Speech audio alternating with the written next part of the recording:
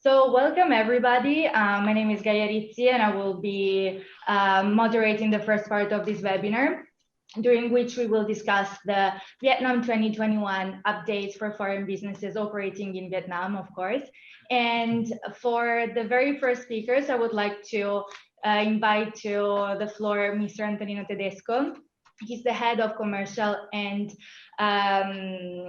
economic section of the Embassy of Italy in Hanoi, which will be followed by Mr. Michele, who's the chairman of the Italian Chamber of Commerce in Vietnam. So thank you so much for joining us for these welcoming remarks, and we're very much looking forward to hearing the updates from your perspective. So Antonino, please, the floor is yours.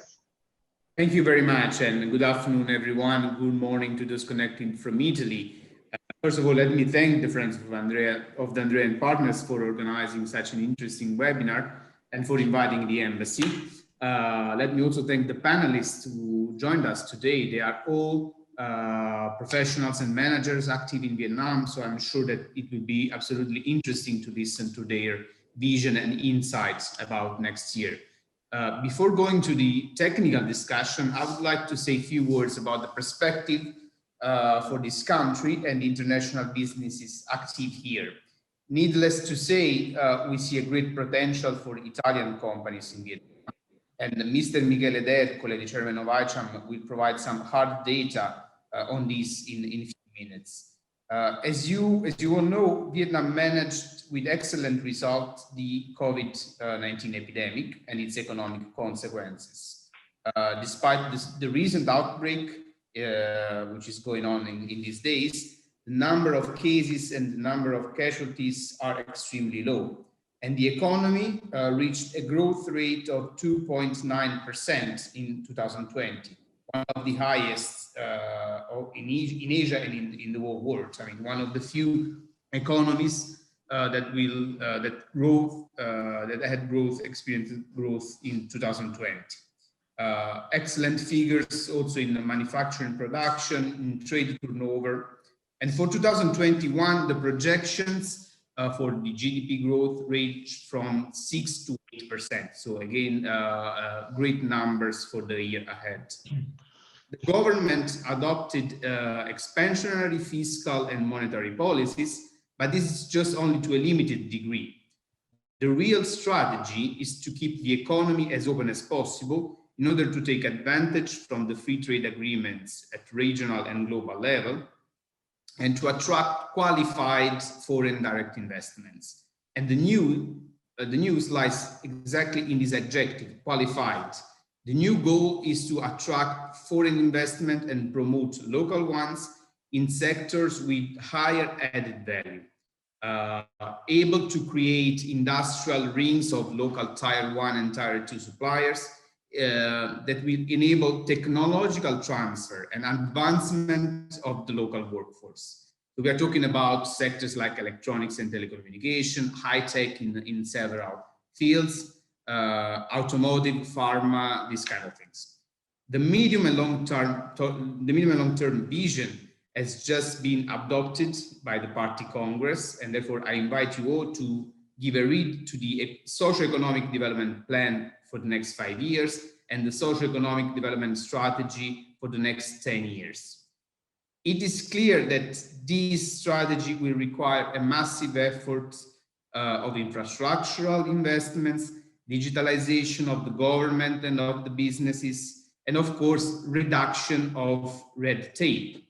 The updated labor code and the following decrees, the new enterprise and investment laws that entered into force in 2021 are steps in this direction. And another important piece that I would like to mention is the recently adopted environmental law, which will enter into force next year. They are not, all these pieces of legislation are not necessarily in line with all the expectations and the desiderata of the companies, but will definitely serve the long-term vision of the Vietnamese government. That is why I think it's important to have a clear view about the strategy together with the legal technicalities that we will discuss today. So let me show again our sincere appreciation for initiatives like these. And I wish you all a successful exchanges of view. I don't want to take much time. I pass the floor to Michele, and I'm looking forward to discuss with you about the agenda today. Thank you very much, Antonino, for your insights as always. And thank you, of course, to the Embassy for always supporting this kind of events. And now, as you said, Michele, Chairman of Italian Chamber of Commerce in Vietnam, the floor is yours. And thank you also for joining us and for supporting us today, as you already did for so many of our other events in the past year. And as we hope also in 2021, of course. Thanks, Gaia. Thanks, of course, Andrea and partners to organize this kind of webinar. Thanks, Antonino, for the introduction. Of course, ICHAM is always here to support our members, to support, in this case, DNP, that organizer, but also all the members connected to this webinar, because especially in this COVID moment, information is very, very important, and we need to update all the companies on the business environment that happens during this time. As Antonino mentioned, Vietnam is facing in an almost perfect way the COVID. Unfortunately, a few days ago, another wave coming. It's not big numbers, but still, we achieved the number of 1,948 cases at the moment, or population over 97 million people. So we talk a number not big, but for Vietnamese, they immediately make intervention. They immediately try to take care what's happened about COVID. As you mentioned, Antonino, the GDP already last year grew 2.9, and very few countries in the world they have a positive GDP. And regarding what's happened, the bilateral trade between Italy and Vietnam, of course, to compare 2019, the number, the percentage is not positive side, but a negative one. But just to mention the export from Italy to Vietnam, they've achieved about $1.5 billion. And last year was 1.6 billion. So just on the export on the last 2 months of the year, 2020, Italy recovered to compare the first part of the year, the number, to just a very, very slight less negative number. Of course, about the export, everybody knows that the main product that Italy export to Vietnam are machinery.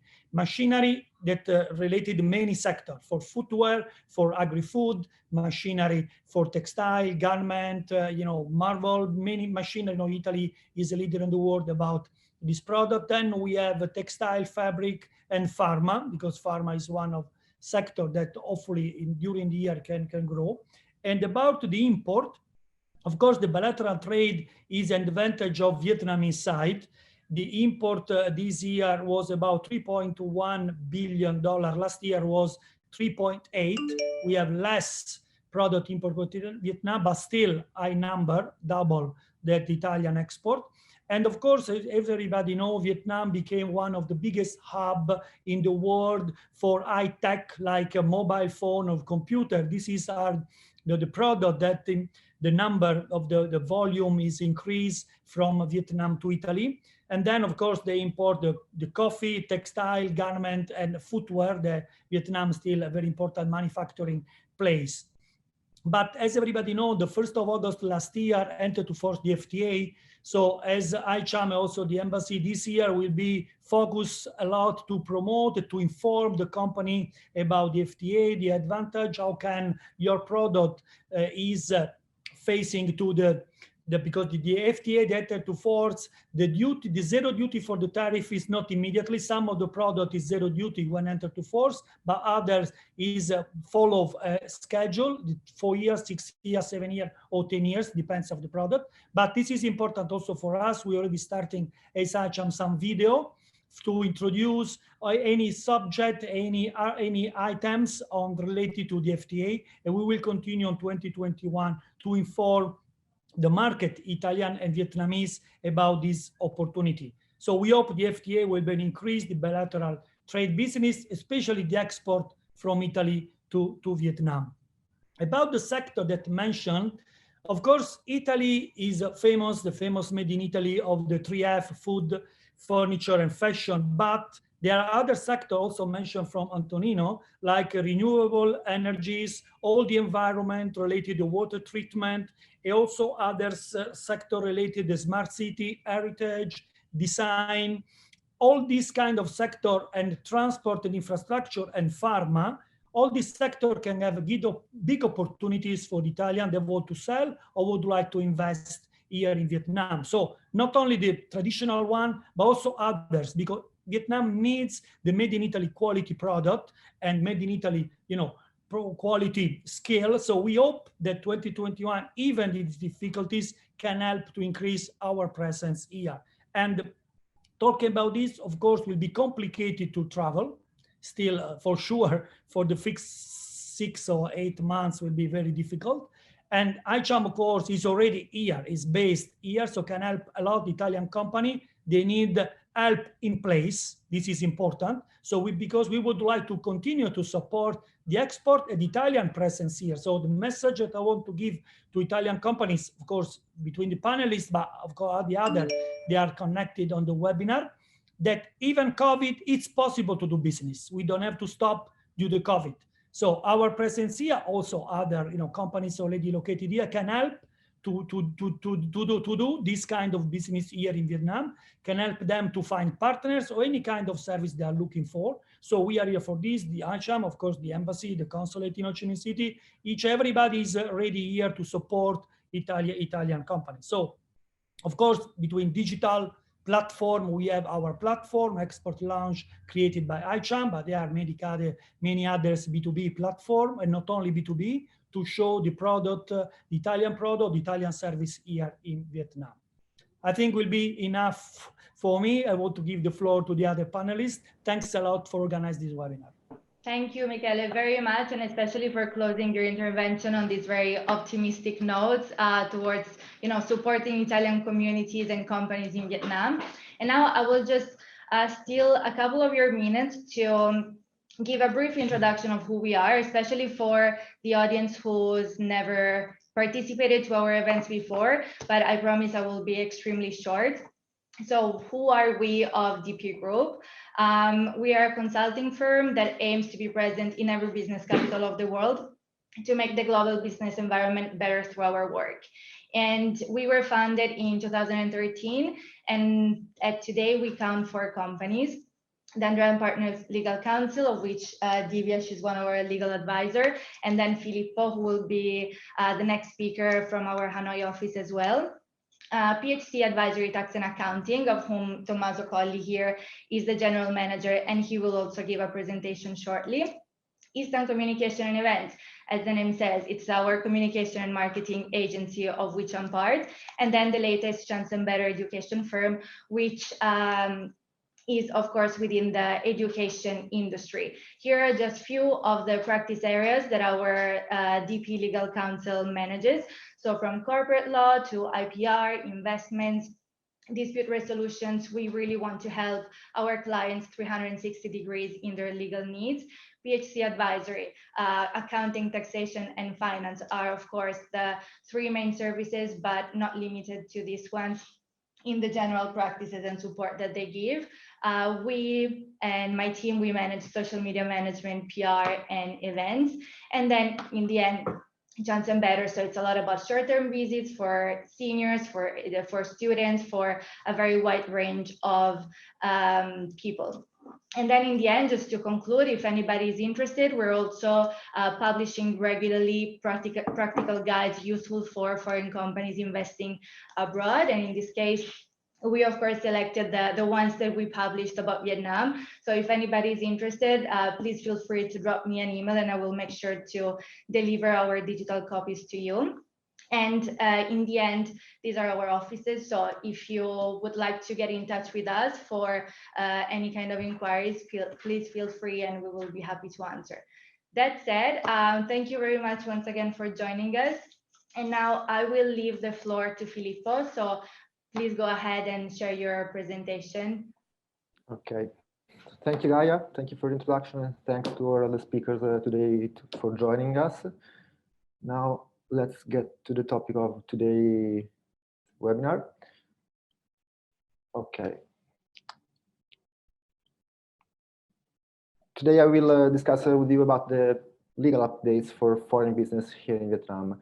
As you can see, I will just introduce the key elements of the new laws that has entered into force for 2021, because there are many different laws with many different aspects, and I prefer to leave the discussion to the next speakers of today.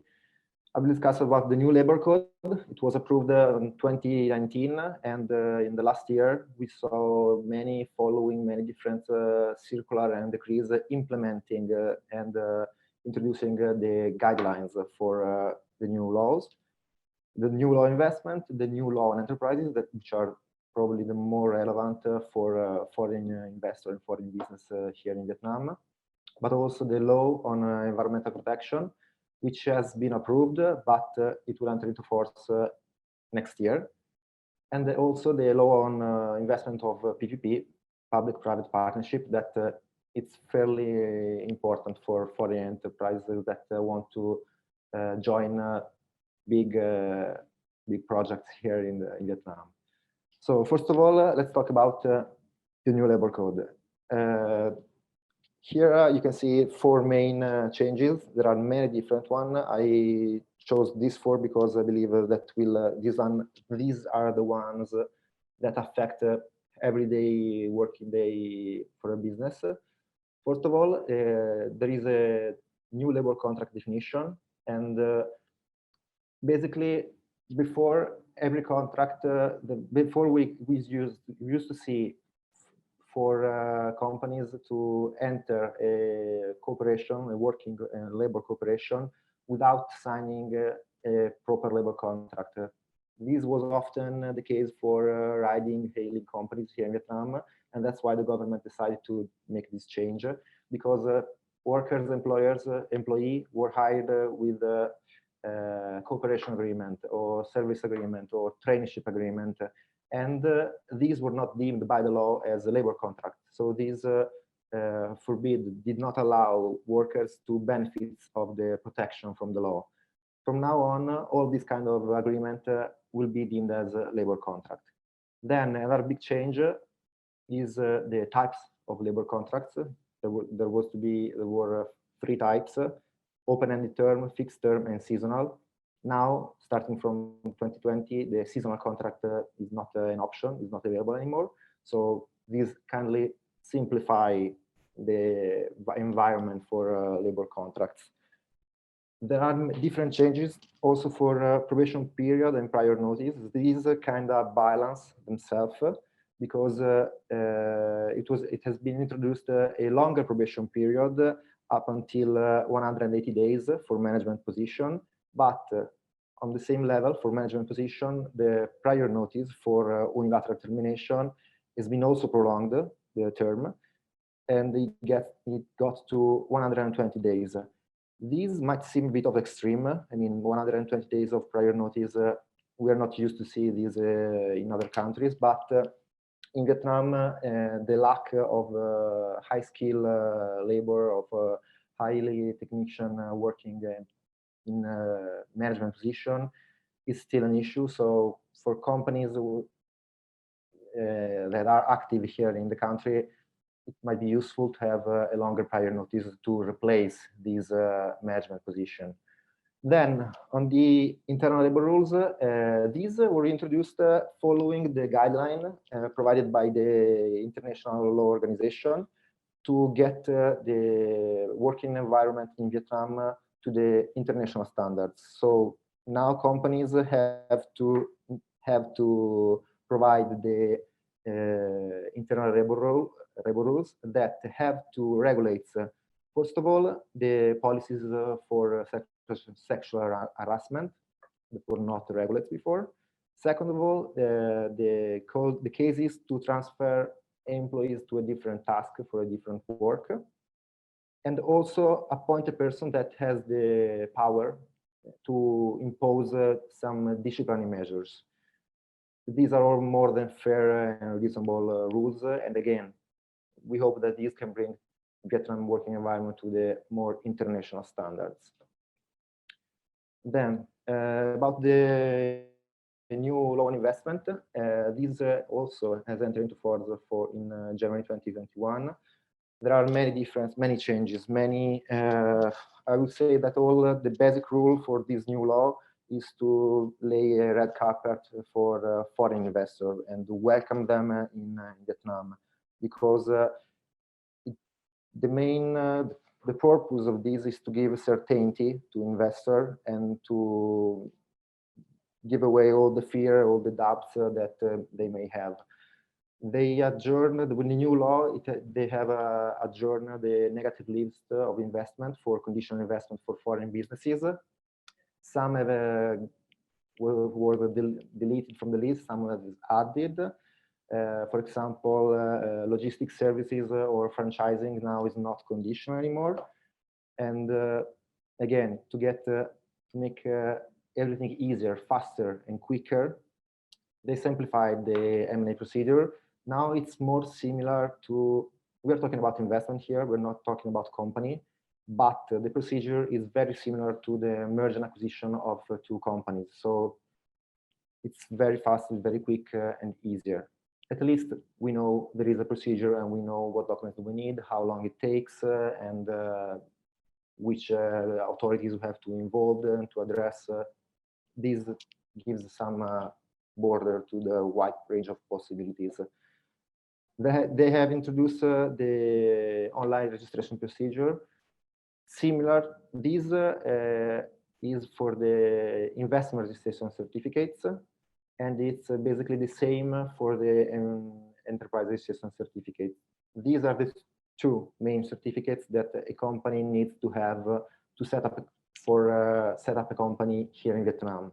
So one is there are basically the certification for access the market, and one is to open a company in the Vietnamese territory. They provide investment incentives, of course, for such startup and small and medium enterprise incubators. And they also design the more structured procedure for investment capital audit. Before it was only the line for contribution in kind, now also for the capital contribution of the company. Again, on the new investment, the PPP, the public-private partnership, these are mainly big projects in these fields. You can see in transportation, power plants, irrigation, and they usually involve state-owned enterprises or some kind of authorities here in Vietnam, because of the huge investment and the long time period of the project. The minimum investment capital you can see here is 200 billion, about 8.7 million, but for socioeconomic challenged region, the minimum investment capital is halved, so it's 100 billion. Again, easy to make to invite more foreign investors to invest here in also in challenged region here in Vietnam, in less developed region here in Vietnam. And yes, there is a risk sharing mechanism, because given the project, if the actual revenue of the project at the end, when the project is ended, are lower than 75% or higher, greater than 125% of the expected revenue, the government will jump in and cover 50% of the loss, but on the other side will also participate to 50% of the excessive gains. So I would say it's a fair trade, and it can ensure the well-being of the project investment. One last thing I would like to mention is the governing law that must be Vietnamese law. This may raise some eyebrows in foreign investors, because usually when there are international parties involved in agreement, it often chose the one governing law coming from common law jurisdictions, such as the UK or Hong Kong, because they have the binding precedent rules. So it gives more certainty. You know what you are going into before. In this case, if you must choose Vietnamese law, you are not certain anymore, because in case one matter is not regulated by the Vietnamese law, you can refer to a foreign law, only if this regulation is not against the, quoting, basic principle of Vietnamese law. You can see that basic principle of Vietnamese law, it's a very wide and vague definition, and it gives no certainty to investors. So again, no change on this side, but I believe that we always used to do like this, and I believe we can do like this again. Then the law on investment, yes, law on investment has been many times modified. It's the more implemented and reviewed law here in Vietnam. I believe the last decree was has been issued a few weeks ago in January 2021, and it is actually a big step for foreign investors in Vietnam, because there is an easier incorporation procedure for the National Business Portal registration. Now it can be done online. Every step of the procedure can be done online. Before, we had to submit the application online, receive the approval, and then get the hard copy to the authorities. Now everything can be done online, so fast, quick, and easier to check, also to get feedback from the agencies, from the authorities. Another simplification regards the electronic company seals, because there is no need to register to the Business Registration Authority, and again, easier, quicker, and faster. Number 3 regards companies that are even companies that are already been established here in Vietnam, because for single member limited liability company, which are the most common, if there is a single member, there is no need to appoint an inspector or a supervisor or a controller. And this is a big simplification. There was no need for such small or medium enterprises to have a appointed inspector, and this simplify the everyday work and all the pending deadlines year upon year. But there is also another side, because the legal representative of the foreign single member liability company, if there is only one legal representative, it has to be also appointed as chairman of the member council or as a director or general director of the company. So again, I believe this is quite fair and reasonable, as if there is one legal representative, he has to be the one that actually is managing the company here in Vietnam. Now, the last law that we are going to discuss about today is the one regarding the environment protection law. And these provide statutory provision on environmental protection. And I believe that everyone knows that if you access a new market, such as this last year, most of the countries have introduced this kind of law, kind of legislation, regulation. And new companies that deals with waste management, water treatment, they have to obtain an environmental impact assessment. In some cases where the matters related to the environment are not as easy as simple, it has also been, the companies is also required to obtain the environmental permit. This might seem like a strict regulation. It actually is a simplification, because before companies had to obtain 7 different permits or licenses and have to deal with 7 different authorities. Now this got unified, and the companies only have to obtain 1 environmental permit. And again, the other provision also introduced some green procurement and preferential policies to support the production, distribution, and use of environmental friendly products and services. I believe Vietnam needs this. If any of us, as you may know, if all of you that are living here in Vietnam knows that pollution here in Vietnam is a big problem, and it's probably one of the main reasons because people don't want to come here to Vietnam. But I believe that we are going in the right direction, and also this you might see as a little step, but still something is moving, and we're grateful for this new provision and new regulation. So this was the last slide. Thank you for listening to me, and I hope everything was interesting. And if there is any question on the matters I discussed, I'm more than glad to answer any question. Thank you. Thank you, Filippo. Yeah, perfect. If you can stop your share screen. Yes, that I absolutely. Now, Filippo, this is Guido. I saw some Q&A coming during your presentation. I don't know if you want to address it right now, but up to you guys. Yeah, no, like we saw them, we took note, but I would rather like to leave it either At the like end. in final discussion or during the end so that we can gather the most interesting ones Sure. and answer all of them together. But thank you very much for noticing. So now I will leave the floor to my colleague, Tommaso Colli. He will go through the Vietnam 2021 tax updates, as you can see. So Tommaso, the floor is yours.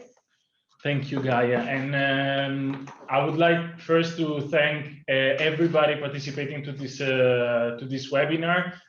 First and foremost, the Embassy and the Italian Chamber, but as well as the other fellow panelists and all the attendees.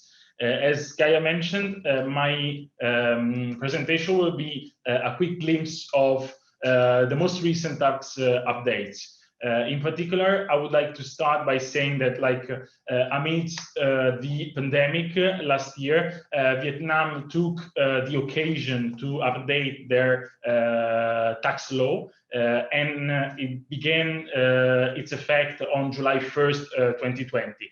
We can see that the two main directions, the two main goals of this update were to, in particular, increase the powers of the tax authorities, but also simplify the tax filing procedures for individuals and companies.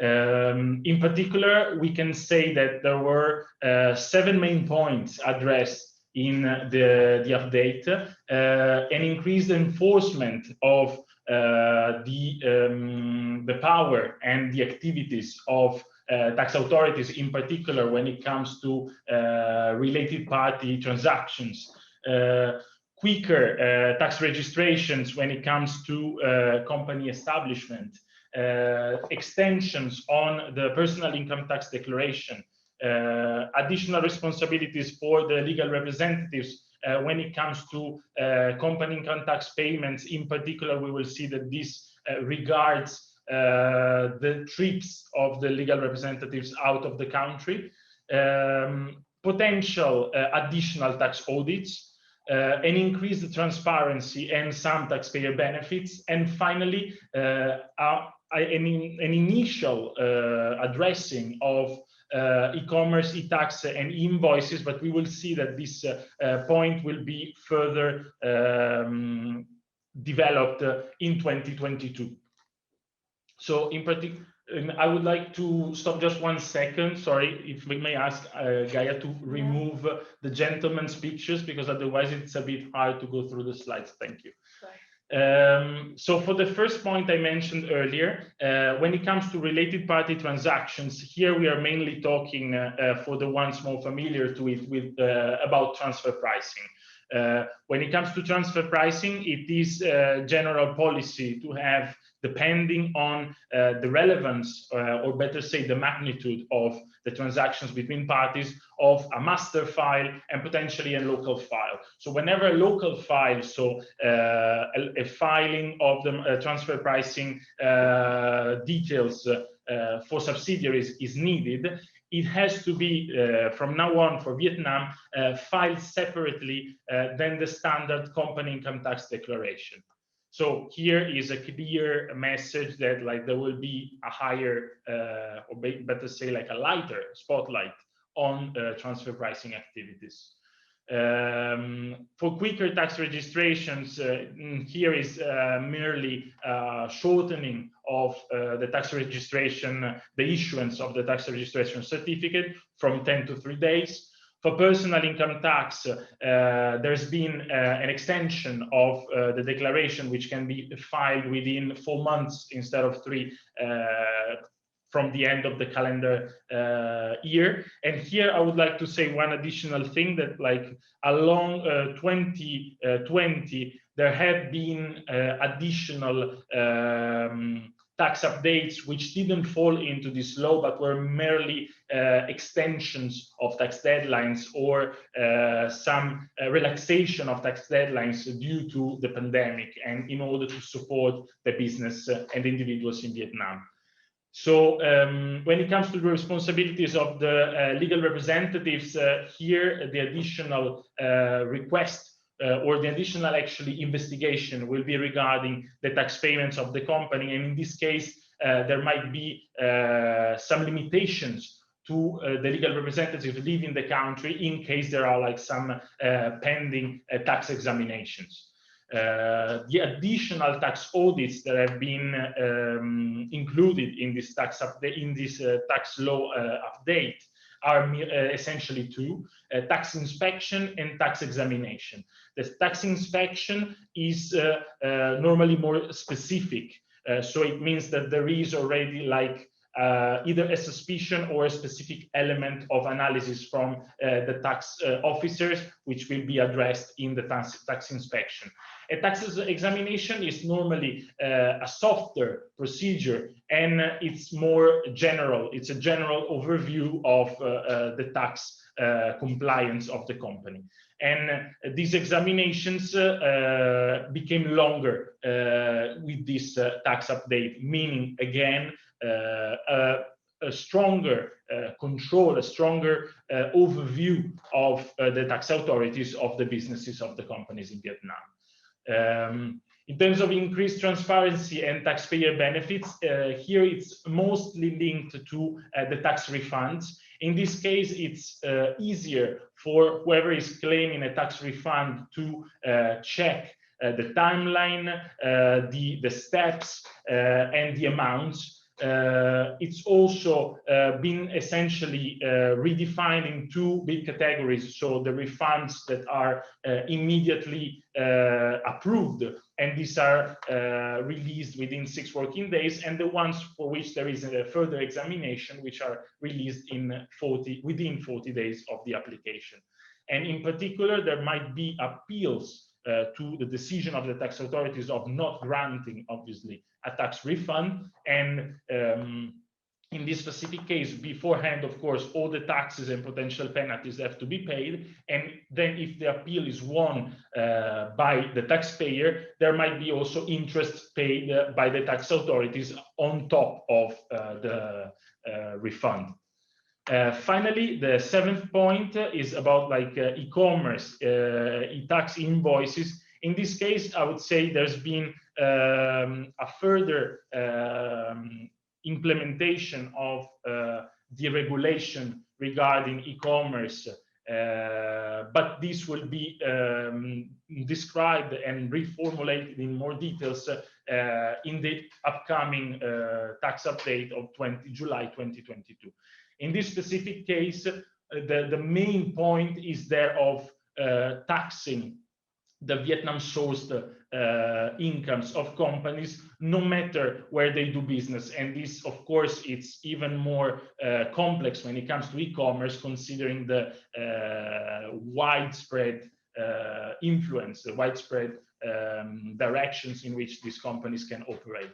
And finally, for e-invoices, this became mandatory from November 2020, so at the end of last year. And this is obviously a simplification of the invoice issuance procedures. So finally, my conclusions, even if taxpayers, individuals, companies were maybe expecting a little bit more incentives or potential tax reductions for them, the implementation, the update of this newest tax law was for the tax authorities of Vietnam mostly to create a more efficient system and to increase the potential controls, powers, and checks by the tax authorities in order to fight tax avoidance and even worse, tax evasion. And that's it from me. Thanks a lot to everyone for listening. you very much, Tomaso. So I see that more questions are coming, and as I said, we will address them, especially in the end or during the panel discussion as we see it coming. And now it's my great pleasure to leave the floor to our esteemed speakers for today, and to you, Divya, to start the moderation of the panel. So please go ahead, and I'm very much looking forward to hearing your perspectives. Thank you, Gaia. So without a further ado, I'll get started with the panel discussion today. So our first panelist is Mr. Michele Bianchetti, who's the General Manager of COPAN China. COPAN is a leading manufacturer of medical devices and solutions. And today it's a great pleasure to have you here, Michele. Our question to you is, we understand that COPAN is going to enter the Vietnamese markets. Now, entering a new country, how would you manage the development in this supply chain? And what are the key challenges that you see? Good afternoon and good morning, everyone. Yes, very well said. We have established our manufacturing plant recently, 5 years ago here in China, and due to regulatory problems which involve our daily work, we needed to find an escamotage, somewhere else to go and increase our mass productions. What we do basically is the swaps, which has become very famous nowadays because everybody here in the panel must have took at least twice in last year. And this is what we produce, those medical devices that are still ramping up in production and in demand throughout the world. So we need to keep up the pace, and we were eager to look for a place which would have welcomed our production. Welcome under a point of view of skilled manufacture and competitive prices as well, and possibly also a lean way to distribute the products. Therefore, the supply chain should have already been there. The reason why we chose Vietnam, namely Ho Chi Minh City, Vietnam, because it's a macroeconomically point of view, makes a lot of sense. Yes, the GDP is increasing. Some other countries nearby are also increasing in terms of GDP, but the tipping point for us was the inflation in Vietnam is still positive. It's increasing, meaning that the economy there is still ramping up. Great force labor, a lot of young people, and after all, also a very welcoming nation and population as well. I've been there several times, and that really helped me to already relate to some of the suppliers which I met. As Mr. Dercole was saying, although the COVID is still upon us, I've been able to manage to find, also through your services, which I'm using for setting up a new co, but I found already a construction company and a real estate agency to help me look for the plans. And hopefully I will be able to start addressing the issue of constructing my building without having to go there, which would have never been probably possible up here in China.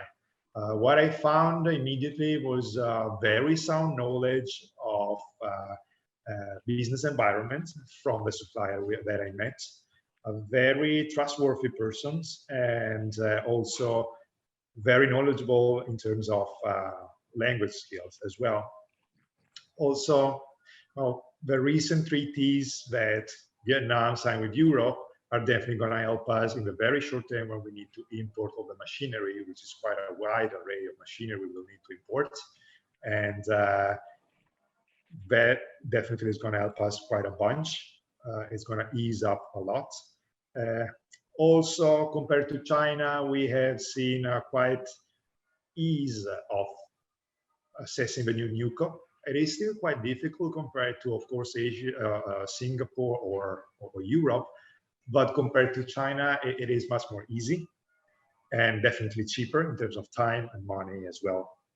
So the big challenge would be for me now, and it's a little cry of help for the people who are coming later, the other speakers, because I will be very new, and of course, part of my knowledge is still missing because I would like to know more in depth what kind of facility are to be found, for example, in Ho Chi Minh when it comes to very specific teams, such as medical devices and sterilization and so on, which is a bit difficult to to establish connection through the web.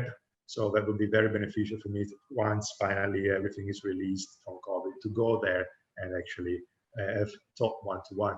Supply chain in the end, yes, is very crucial, but as we also see for when we will start production, hopefully by next year already, Ho Chi Minh is developing a lot in terms of ports and especially in terms of flights.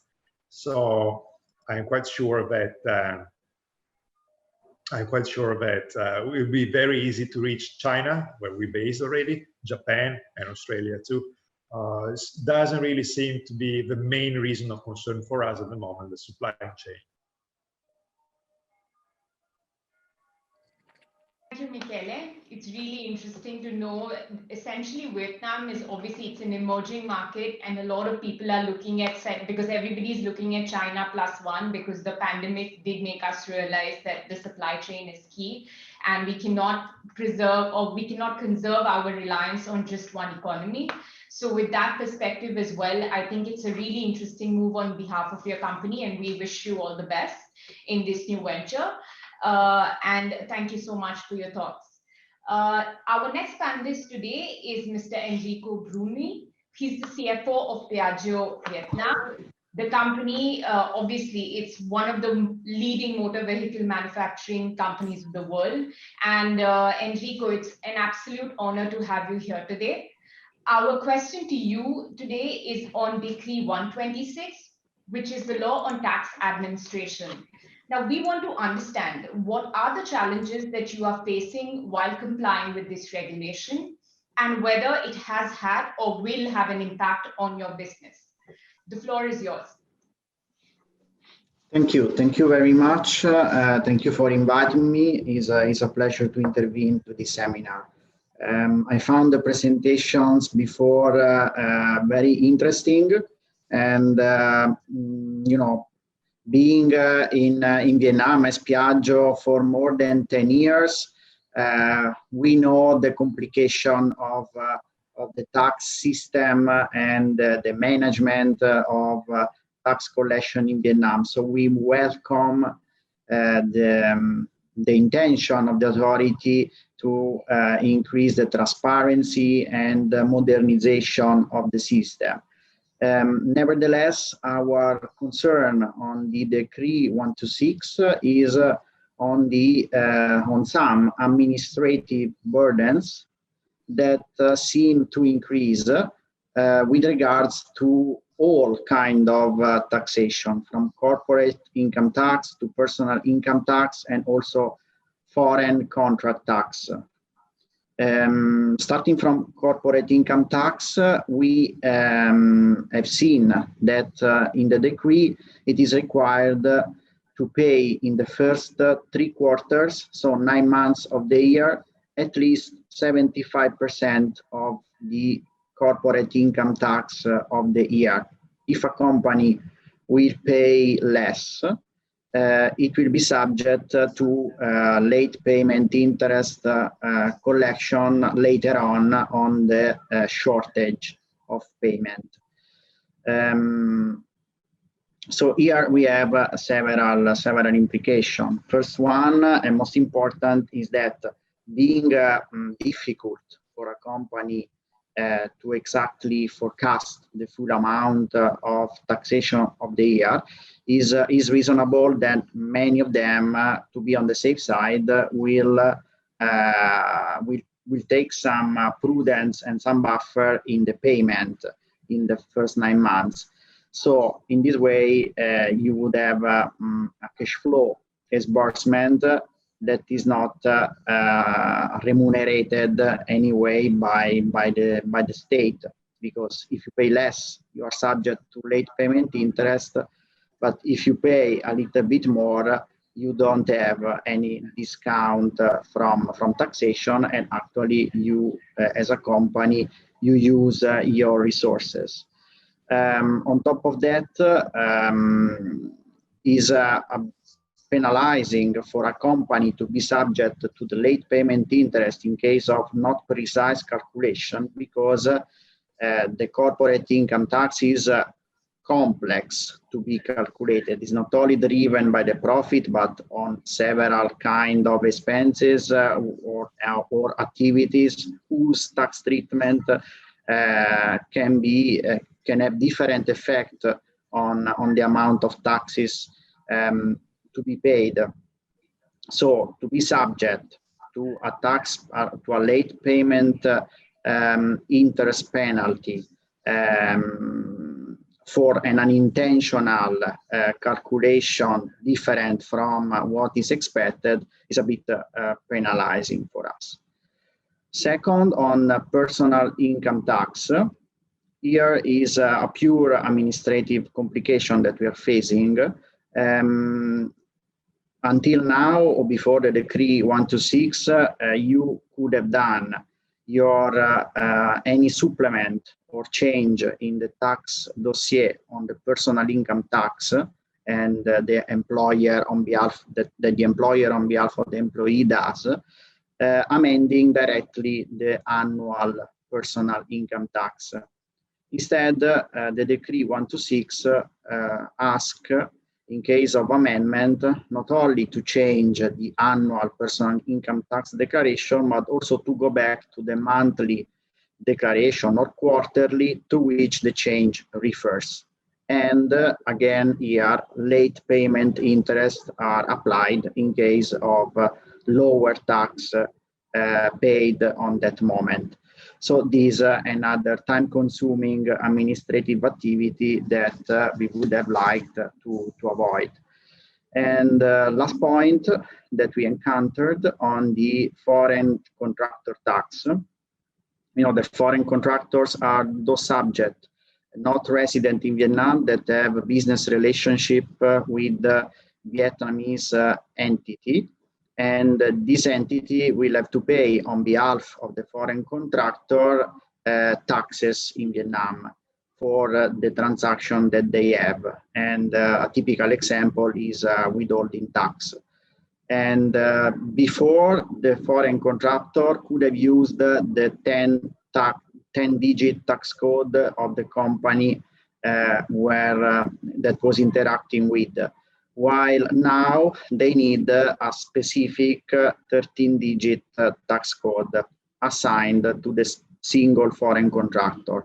So you understand that if a company, multinational with international operation and many foreign contractors, to change all the code of them, maintaining and tracking the declaration done is it's a huge complication. So these were just 3 examples that we encountered. Our general evaluation of the reform is positive, but I repeat, we are concerned about complication because we see that doing business in Vietnam is complex, and we have huge area of complexity. The biggest one is custom, that even now is being simplified thanks to the free trade agreement, and we hope that this simplification will continue. So on the corporate income tax or personal income tax that are more straightforward activity, we don't welcome further complications. So this is our biggest challenge. Thank you, Enrico. So it's clear that while the tax decree is obviously beneficial, and I think the agenda of the government was to probably make the tax system stronger so that tax evasion can be stopped or catered to in some manner.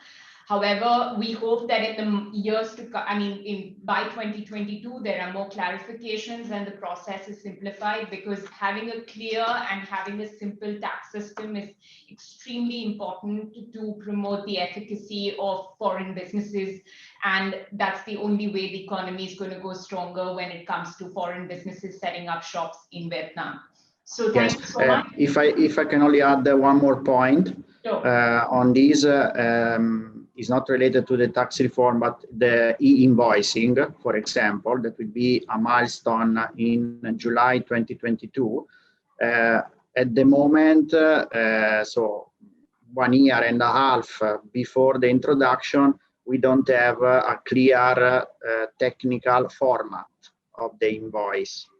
So we are waiting for the format to start the implementation, because it's not only issuing the invoicing, but preparing all the system also for booking the invoice and automatize as many things as possible. If we don't have a unique format for everyone, instead of simplifying, we complicate again the system. So we are, when we discuss with the authority, we bring this point, and you know, as many people here in Asia, they show some understanding, but then there isn't follow-up.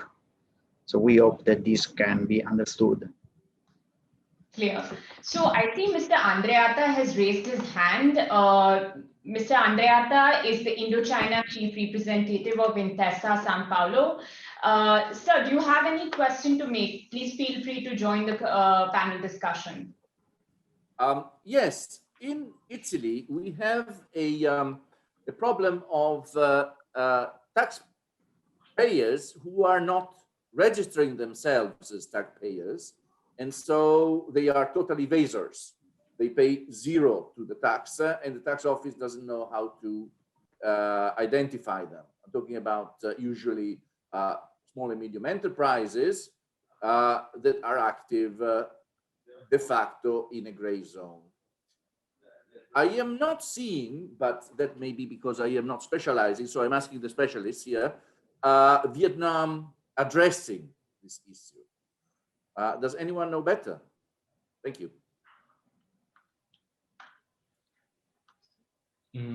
I could say something on the topic, but it would be more of like I'd say a general guideline. I'd say, unfortunately, when it comes to tax evasion for any jurisdiction, it's extremely costly to do like how to say, an open battle fight.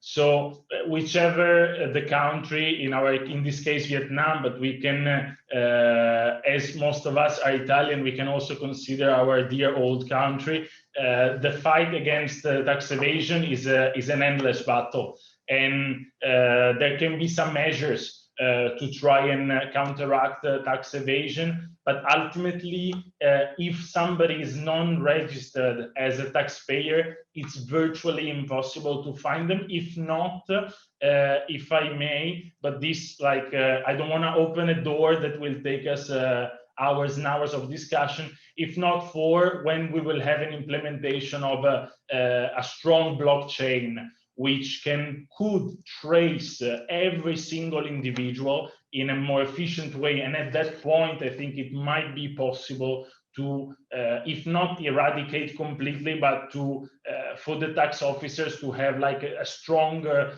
weapon in their hands to properly try and find every non-taxpayer or partial tax avoider. I don't know if I answered in a sufficiently clear way.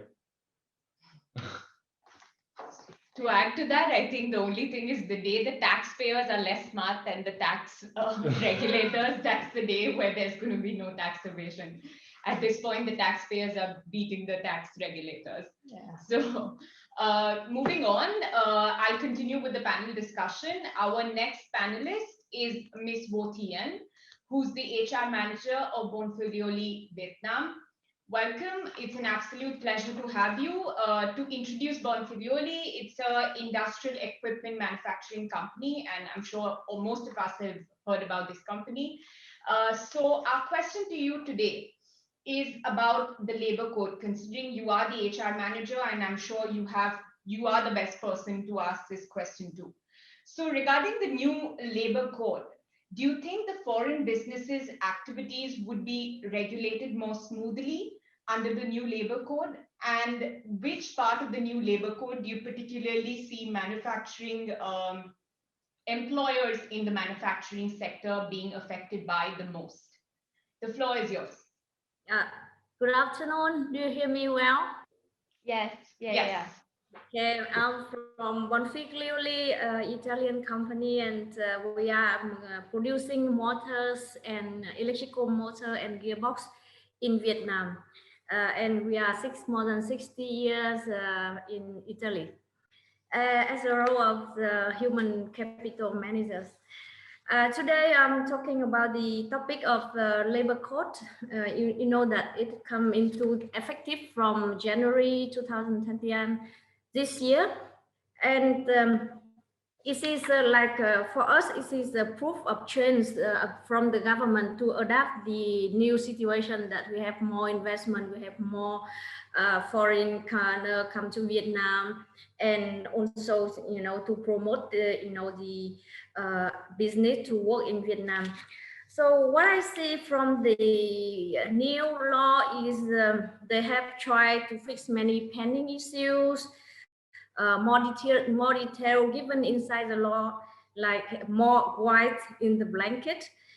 And it gives us the company to have to be more flexible, reduce some of the procedures, and they bring some of the new concepts like sexual harassment, about the temporary transfer, and about the representative of the employee inside the business, besides the union, the traditional union controlled by the government. So as what we see in this is the new labor code become more and more closer to the international practice. Of course, we have in other countries, it could be more more detailed and more difficult, but from the point of our business, like as a foreign company in Vietnam, and we are very compliant to the the labor regulations. And when the new labor code introduced, we see that is no issue to comply, and in fact it helps the company to be more. For example, overtime. In the previous law, they say 200 hours overtime per year for employees. With the new code, they say maximum 300 hours. So for some certain business, and they increase the limit of 30 hours per month to 40 hours per month. In terms of the labor contract, as Filippo mentioned, they give us, less, more clearer on the only two kinds of labor contracts. And about the foreigners, I see that before the old law says that after 2 fixed term contracts, the employee must become permanent. Now with the new law, they say that the company can sign as many fixed term contracts with the foreign employees, because as long as they have a work permit, so it means that the foreign company can bring the experts, can bring more, foreigner from outside to come to Vietnam. It's one of the good points. The second point is they give the company more proactive in finish a labor contract with the employee when they turn to the age of retirement, regardless how many years they have contributed social insurance. So before that was not clear. So when the employee reached to the age of retirement, but they don't contribute enough years for the social insurance, we have difficult in how to finish them, how to end the contract with them. So with the new law, we can. And for example, if an employee who is absent from job without proper reason for 5 continuous days, the company has the right to terminate the labor contract instead of going through the disciplinary process before, which is more complicated. And also it allows the company to hire the retired unemployed at the retirement to the job with fixed term contract, and it's not limited. Yeah, some of the points that I highlight, I think that there are many small, but we cannot small thing inside the law, but I cannot. But as the company, we see that it is like kind of the development, it kind of like improvement, and that is something we welcome. Thank you. Thank you, Ms. Ho. So it's clear that the agenda is obviously to open up the Vietnamese markets more and more to foreign investors. And it's great to hear from you, with someone who comes with so much of experience when it comes to HR, that this is a welcome move and it is a step in the right direction. Thank you so much for your time today. And now we will move on to our next panelist, who is Mr. Alessio Magnavacca. He's the General Director of Ariston Thermo Vietnam, which is a manufacturer of heating systems and related products. Welcome, sir. Our question to you today is that, do you believe the middle class of Vietnam is going to shape the future of Vietnamese markets? Do you think there is going to be an explosion of demand, or rather a quiet transition? The floor is yours. Thank you very much, and good evening, good afternoon to everyone, and thanks to all the other panelists for the interesting insights.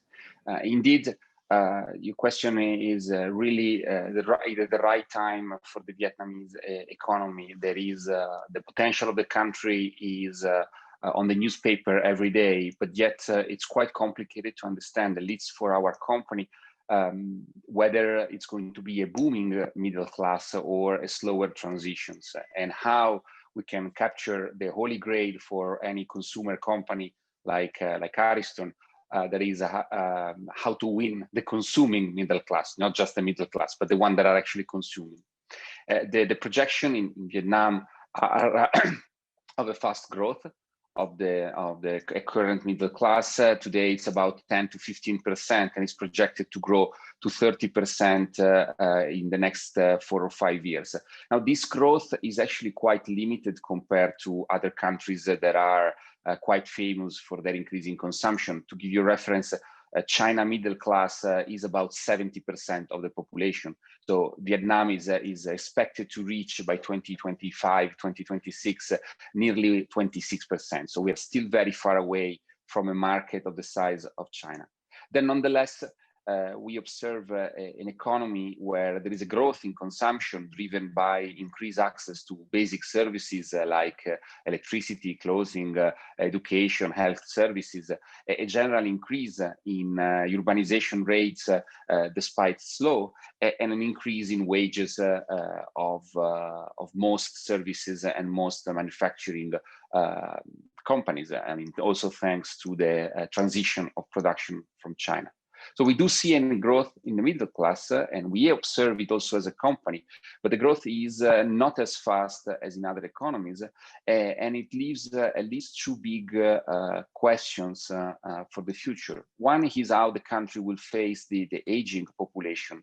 Vietnamese population is aging quite fast, and the rate of working class is going to start to decrease starting from 2030.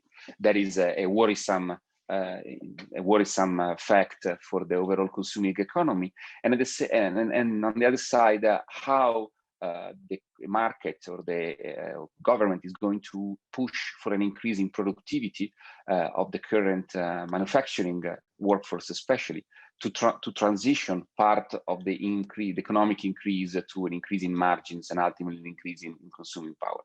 So a growing middle class, but with some challenges. Now, we do expect and we observe a growth in consumption, but not as fast as some of our prediction originally positioned. And the growth is actually different than other markets, for example, again, China or South Korea. Last year, the online market for the consumer electronics category grew nearly by 10–15%. That is quite small compared to growth that we observe in China or in India, for example, where the growth rate is as high at 30% per year. So Vietnamese consumer continue to be relatively traditional. The shift to online is happening like everywhere, but slower than in other places. Second factor that we observe different from other markets is the importance of brands for the Vietnamese consumer. Brands are still a major driving force for purchase decisions of consumers. The Vietnamese consumer tend to be still not well educated on the difference between products. So the brand is a very important factor, and the brand origin is still very important. And for Italian companies, this is particularly true. And ultimately, the market is still experiencing an extreme sensitivity to pricing. To give you an example, last year, the entry-level segment in the consumer electronic chains grew by 130%, nearly doubled in the year of COVID. There is something that we've never seen in any other country in the world, such an extreme price sensitivity in just 1 year. So I believe that, to your question, Vietnam is developing a consuming middle class, but it's developing in a bit of a different way than other Asian markets. And it will require some challenges for the company that are operating here, or let's say some opportunities, but it will be fun somehow to shape the growth of a peculiar country. And if just to conclude, I sum it up, what I think are three major challenges that the companies like ours, like Ariston, like many other Italian products need to face is one, a rapid shift from a pull model to from a push model to a pull model. A lot of companies have grown, Ariston included. We've been in the market for 35 years just by putting products on the market, and then the market was kind of selling it. We need to be better. All of our companies need to be better in demand generation for Italian products or for our products. That means working better in marketing, in positioning the product, in telling the stories behind our product. And I think here the examples are the South Korean giants like Samsung, Panasonic, or LG, which do a fantastic job in educating consumer about their needs to get their product. The second factor is our ability to serve the market in terms of the competences that we can eradicate locally. It's not only about the product, but it's marketing, is HR, is people capabilities and development of local talents, is internal processes. Companies need to see Vietnam as a major market and invest in building solid operations locally. Or Ariston is doing that, and we hope it's the right move. But we're investing a lot to further improve operations here.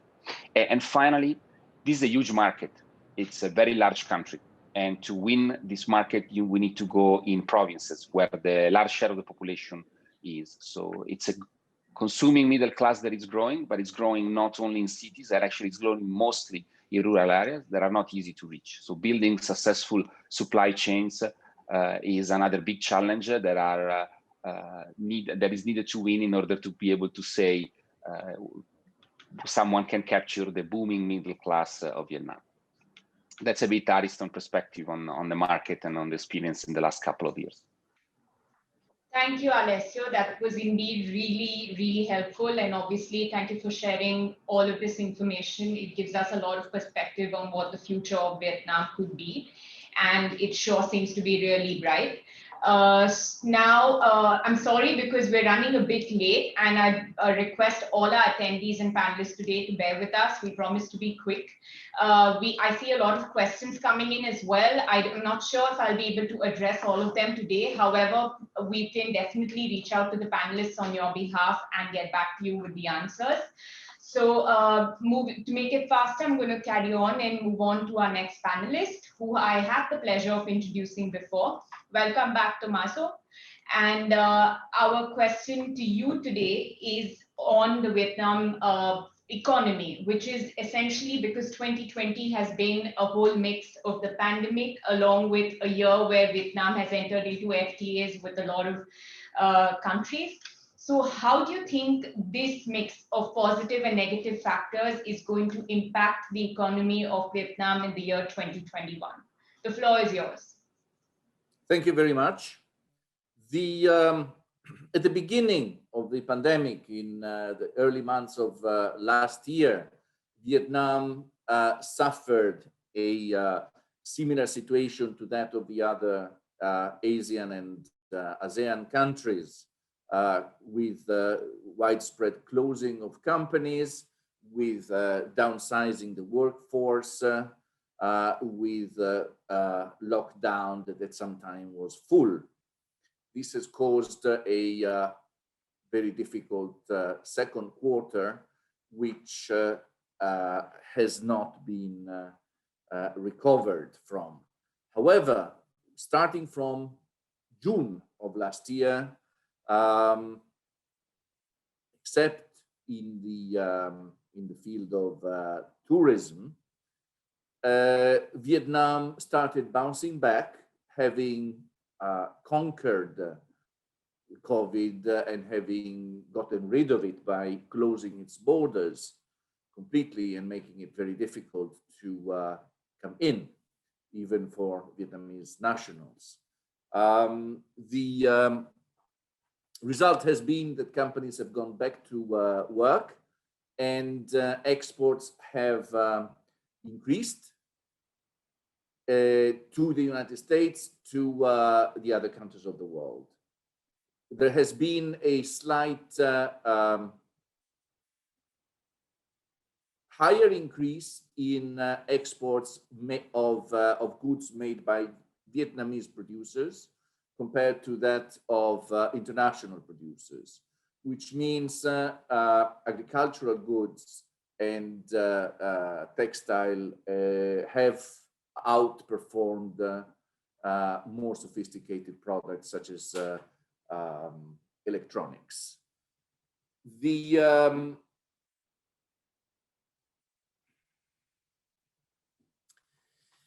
The result for this year is that while at the moment Vietnam is facing the question mark of having 366 people confirmed positive for COVID, more than 300 just in a province north near to Hanoi, the country is reluctant to take further measures to stop it. And we have seen mostly government encouragement for self-testing of people who have traveled in the endangered areas. If Vietnam succeeds in getting rid of this problem, it is expected that between a rebound in internal demand and an improvement in international trade, with the question mark of logistics, which has become a lot more expensive than it was a year ago, the Vietnamese economy is expected to rebound maybe by 8% compared to last year.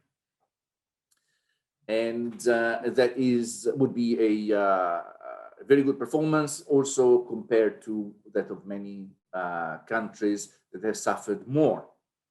So it would be gaining points of GDP and of production compared to other countries. The main cost borne by Vietnam in COVID is the death of international tourism. Until now, for the last 12 months, it has almost been impossible to come in.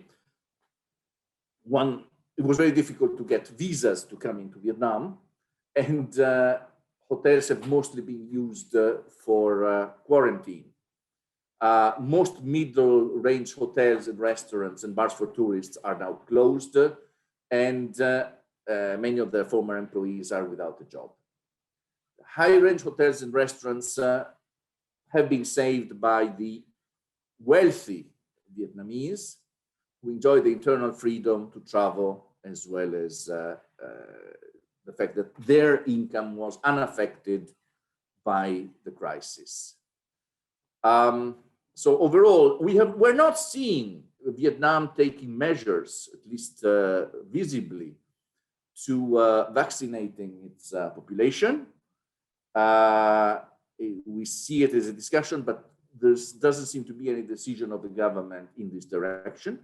The recent events, political events, indicate that forming and completing a new government will be faster than we're used to, given the smaller change compared to the past.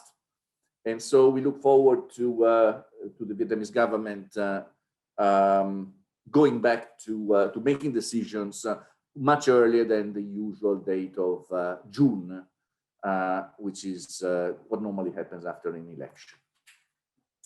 As to the EVFTA, Europe-Vietnam FTA, which became effective on the 1st of August, Vietnam has approved the tariff reduction with a couple of weeks of delay and allowed those companies that made the documentation right to get back what was owed. They have approved many of the changes that are going to happen in the first 2 years of the FTA, and it has had an immediate positive result for Vietnam. The Ministry of Trade issued more than 60,000 certificates of origin for a value of more than $2.5 billion to all the sectors that are traditional to Vietnamese exports to outside Vietnam.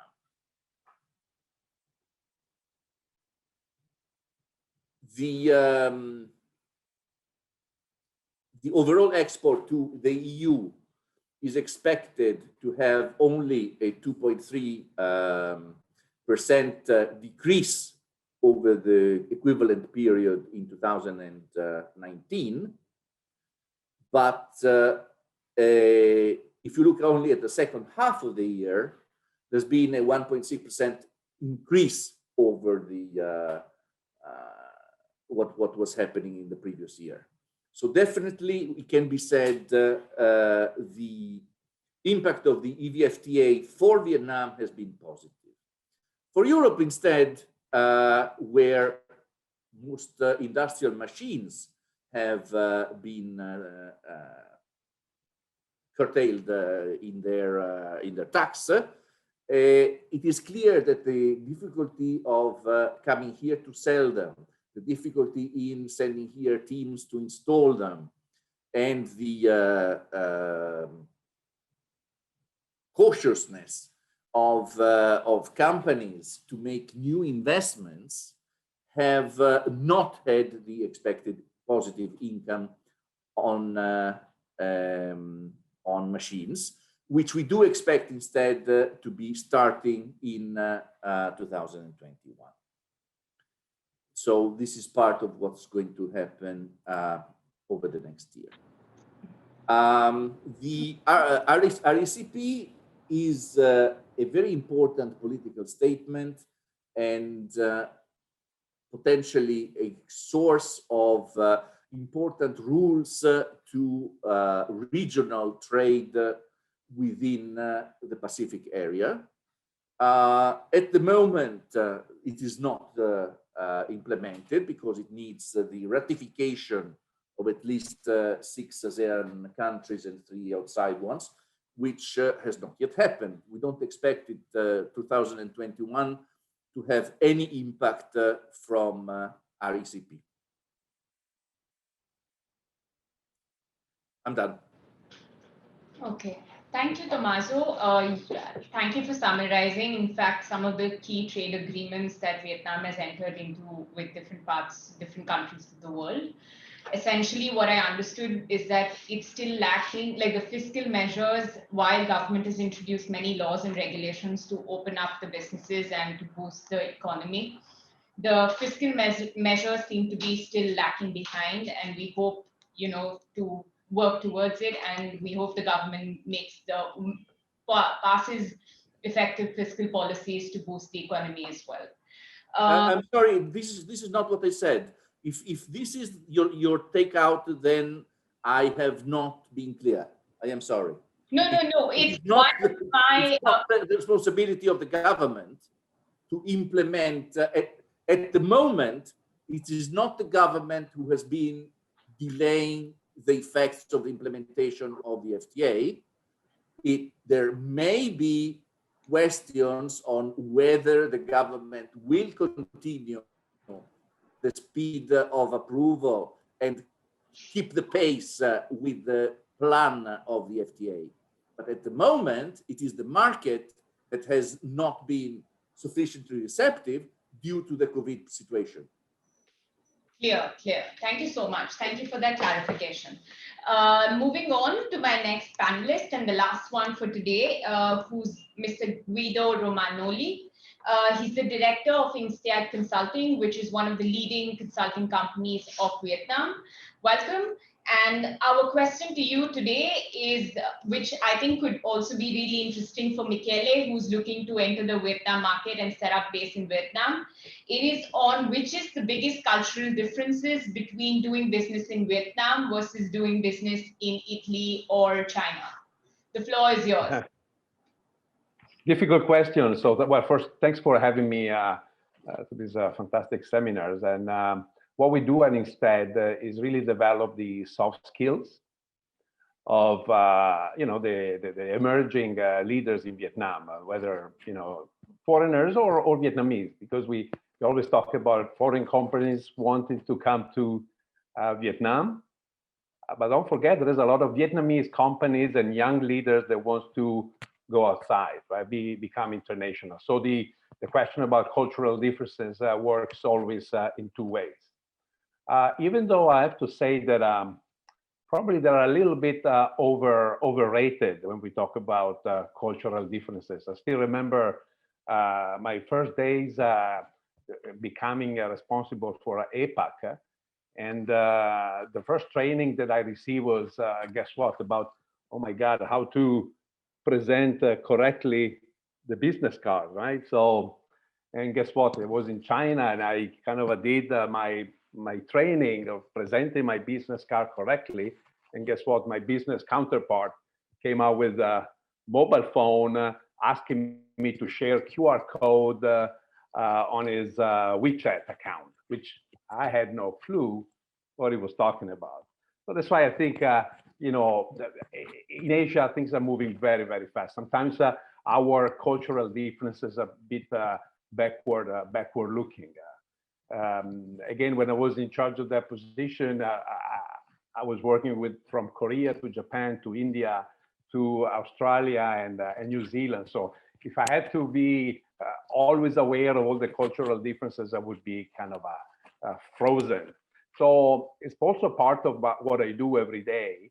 I'm looking to more of the intangibles.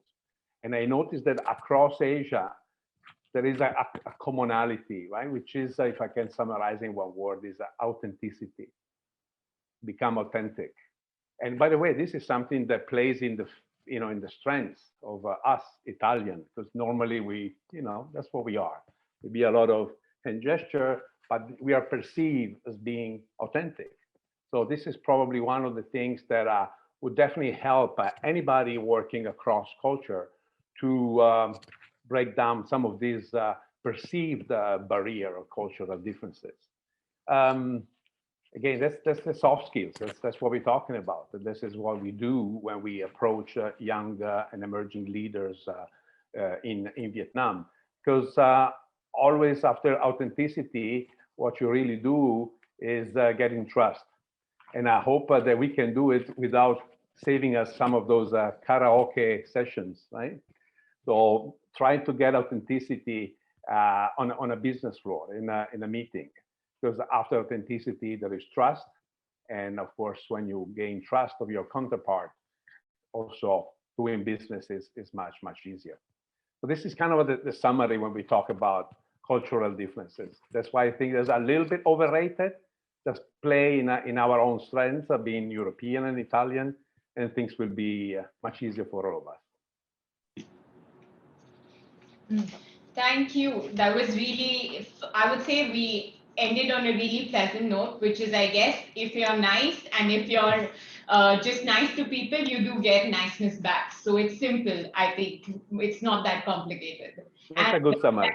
Italians have hand gestures, we Indians have our head movements. So I think every culture has its own peculiarities. And it's fun, but and I think it's really interesting. And I think the part of this entire webinar is to bring people from different parts of the world together so that, you know, we together can work towards making the global business environment better. So that was the idea behind our webinar. And with this, I will move on to the Q&A session. Unfortunately, we do not have the time to address all the questions. I will just be addressing one question, which was the first question that we received. And this goes to Ms. Votien. This is in respect to the labor code. And the question is that what happens to the labor contracts which are already in place?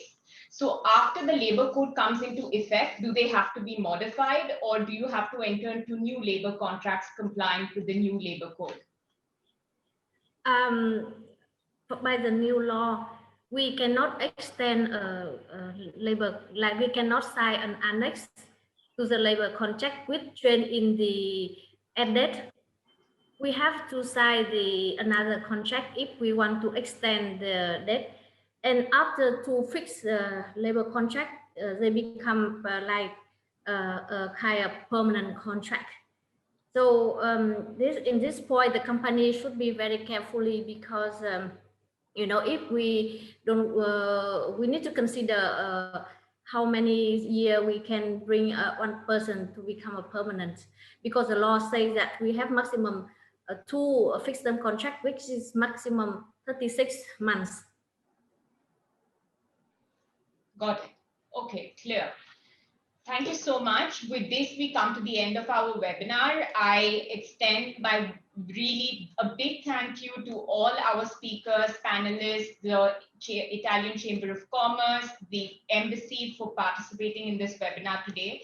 It was really interesting, and I hope as much as I gained from it, each of the attendees from the webinar gained as well. The questions that we didn't answer, like I said, we will reach out to you in a separate email along with a small snippet of our webinar of today, which we have recorded. And thank you so much, everyone, and have a great evening ahead. Thank you. Thanks, everyone. Thank you. Thank you. Thank you. Thank you. Thank you very much. Bye-bye. Thank you. Bye-bye. Bye-bye.